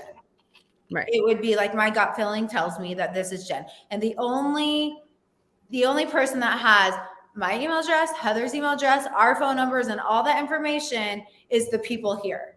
So unless it's Whitney or Mary or Lisa or Jenny, you know what I mean? It's like, well, and also most people generally don't use encrypted applications. So the fact that was linked to her was very unusual, especially, in SLC. Like, you know what I mean? You guys aren't like, Yeah, tech savvy, like Cooper, San Jose, I'd see that. Like, you're a lot of people working in tech companies and like. I will tell you, there are a ton of tech company here. Oh, is there? I didn't know Yes, that. there's a place, it's called Silicon Slopes. It's like a bunch of like billion-dollar evaluation companies are based here in Utah County. Oh my goodness. Okay, that's a good party. Yeah, like a lot. That's the party I need to go to. Yeah. Okay, so let's see. Okay, I didn't understand the ending of the reunion, which was okay, few things about the ending is a category. One, it sounded like a PSA. Like totally. I didn't catch the very, very, very last part of it. Okay, so did they say the last part I saw is they gave their takeaways from the. Yeah. So basically Jen calls Lisa a bitch. Oh, I saw that. And Lisa like tries to come back for Jen and they fight. And then like for some reason Lisa's subservient to Jen, even though Jen's calling her a bitch. It's like weird.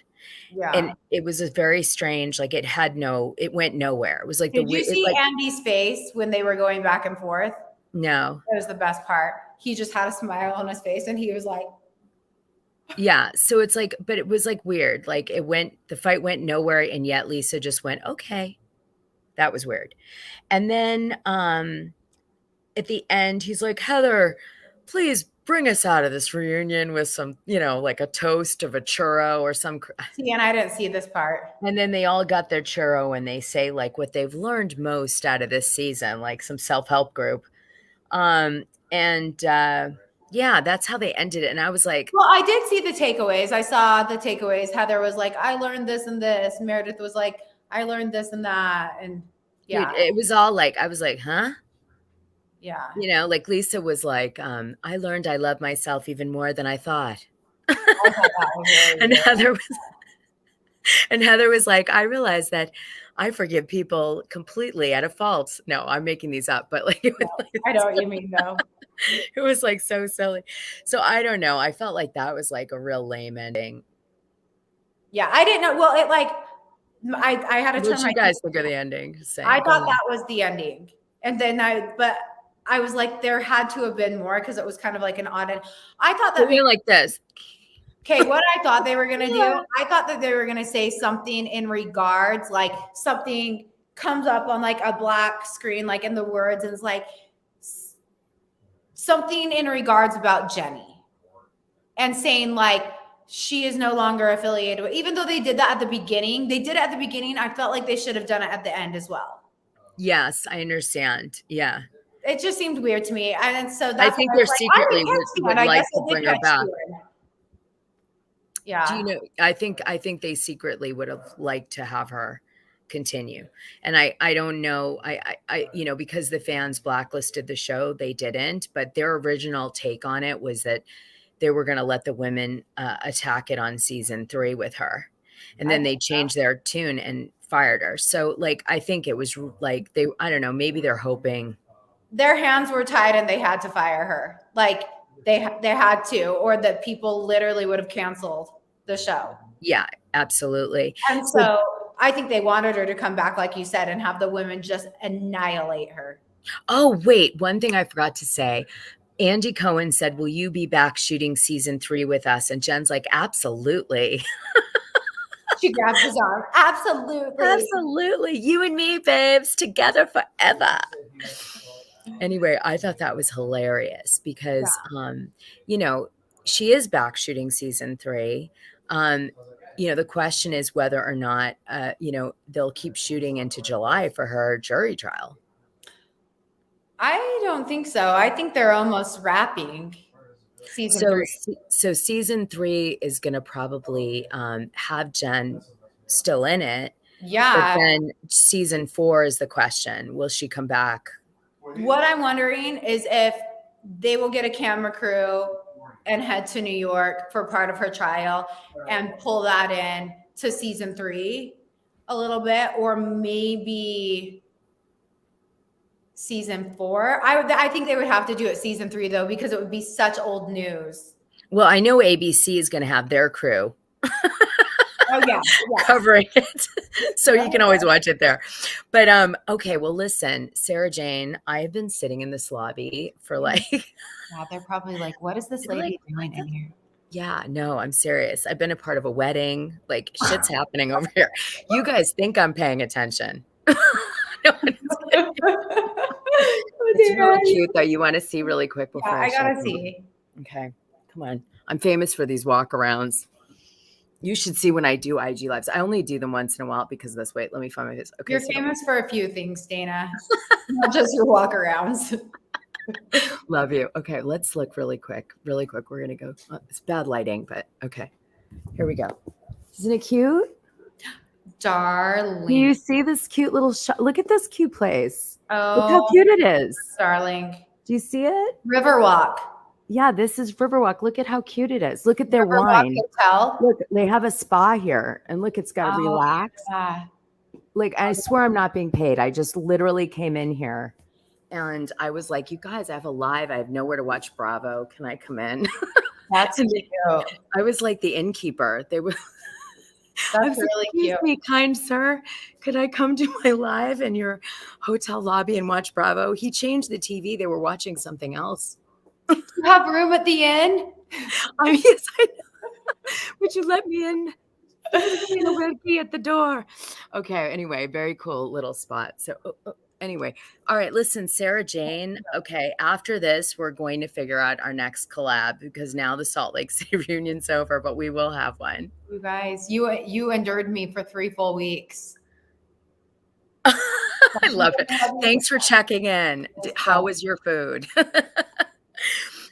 Yeah, no, I definitely, we're going to get together after this. We're going to figure out our next collab and we're going to do it like, we're going to think of a really good angle. We will. Okay? And it's going to be epic. Maybe we'll do costumes because I hear people do costumes. People like eating, so we could eat. We could do costumes. I love costumes. I mean, come on. Why limit ourselves to this And shit? like what Dana was saying earlier, one thing that I like is we don't have the same opinion all the time. Like we do kind of take different opinions and stuff. And I think that's good. No, listen. You guys like it, maybe you don't. No, I think it's really important because you come from a different insight than me. Right? Yeah. And like I'm with these women. I talk to these women and stuff. So it is, I have like a different, but you dive deep into the journalism of it, which I don't. So right. And as a friend, you shouldn't, right? Yeah, it's too emotional. But that's why I'm here. And I have news for you. You want to hear some news? Yeah. There's quite a few Real Housewives of Salt Lake City people in the Patreon. And they're reading up on each other and getting their stuff for next season. So we keep doing this. But yes, but honestly, thank you so much for having me on here. This has been such a fun 3 weeks. I've loved every second of it. All of you guys that have been watching, thank you so much for being so nice to me and welcoming me. I'm sorry, I've seen the comments. Some of you think SaraJane goes in after. I'm like, what are you doing? She's like, I want to see everything, all of it. I know. Like, and some of this stuff, tell them. Yeah. People are like, you talk over it, and I'm like, I'm sorry. They're like, it's not your show. I know. I'm just a guest. But not, just so you know, not tonight. I've been talking over your ass all night. I want you to. It's your show. So I know. No, stop. Listen, every time I've been on a show, every time, they're like, Dana, shut up. They're like, just shut up. Or like, that's normal. Like, just, that's like, that's like 101 being like on YouTube. That's it. Yeah. Just kind of have to. It's almost like, do I even read the comments? No, but I've read every single one of them. No, you do. I love that you do because it shows you care and it gives people time. And that's like the nicest thing you can do for someone is give them time like that. Yeah. Well, also sometimes the comments, it gives me, it's like constructive criticism. So I'm like, okay, maybe I was talking over Dana. I'll try not to do that, or I'll try not to interrupt. Thank you. Thanks, Andrew. You know Andrew. I was just on his I podcast think on we're friends. Friday. You're going on his podcast, right? Yeah, I went Friday. I don't know when he's going to air it. That was a deep one, wasn't it, Andrew? God, I've been in a mood, right? I What's can't- going on? I'm like brooding. I can't wait to listen to that. Yes, me and Andrew, we have talked on Instagram and we are friends now. And a lot of you actually, there was one woman, I'm not going to say her name because I said that I'd keep her name anonymous, but Dana, both you and I got message from her after the first week and she wasn't too happy about some of the stuff that we said. But She was pro Lisa. She wanted she wanted a more like well-rounded like thought Right, process, right. which we gave the second week. Yeah. Yeah. Anyway, I chatted with her and she's a member of the LDS faith like me, and we ended up chatting and we actually had a really good conversation. She used to live here in Utah. Now she lives, I think she said, in San Francisco. So hello to my San Francisco friend. We are thankful for you, and your message actually turned into a wonderful thing. And now we're friends. See, I told you. I remember one time I got a text from someone and she just wrote, "I hate you so much." Okay. That's all she wrote. And I was like, you know my personality. So I wrote her back and I went, "Well, I'm not for everyone. So I understand." No problem. Like, calm it down, lady. It's all right. So then she came back after and she said, "I'm sorry, I overreacted." Like, yeah. But then later we became friends. And now now you're best friends. she's she's just, what I love about her is in the same way she came for me, it was like she didn't get me, and then she got me and she was like, "Okay, I like you now." And she's actually really protective of me. So what came off as a negative attribute, which was that she was like attacking and like, it actually turned out like it was a form of loyalty to some idea she had of me in a way, like against me. But like once she abandoned it, it was like that loyalty applied in the opposite way. Yeah. It's like, you do have to have thick skin though for being an influencer, or to be doing like podcasts and YouTube lives, or just having a YouTube channel. You have to have thick skin because you're not for everybody. No, and Never. no one is. It's hard. It's a hard pill to swallow for somebody who always likes to be like, for me, it's really hard for me when like not everybody likes me, but I know that's not how it's going to be. And I just have to, well, think of this as therapy. It's therapy. Just come on here and do it with me. It's all good. I know. That's why I drink. I've drinking my little heart away tonight. My Sprite Zero, my Dr. Pepper. Zero. I know. I've been on strictly water tonight. So good for you, Dana Ann. All right. Listen, you guys, thanks so much for coming to our live. This will be a recording now, so you can refer people if you think they'd like it. And SaraJane will be back soon. You know, I never let a good person go. Ever. I'll be back. All right. You guys. Bye. Think.